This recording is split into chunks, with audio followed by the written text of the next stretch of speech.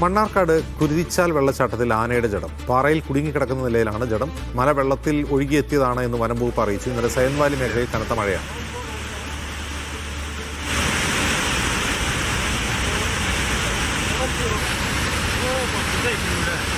സലാം P Muhammad വിവരം നൽകും. സലാം, ഇതെങ്ങനെ ചെരിഞ്ഞതാണെന്നാണ് കരുതുന്നത്?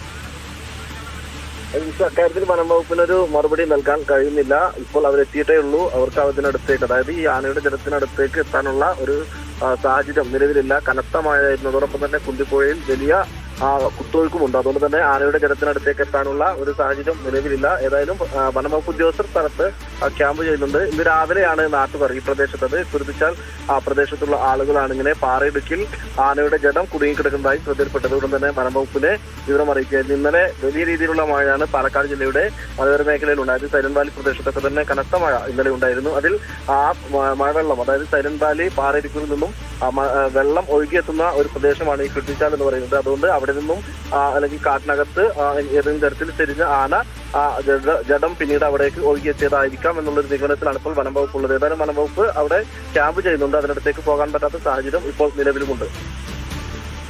ശരി, സലാം.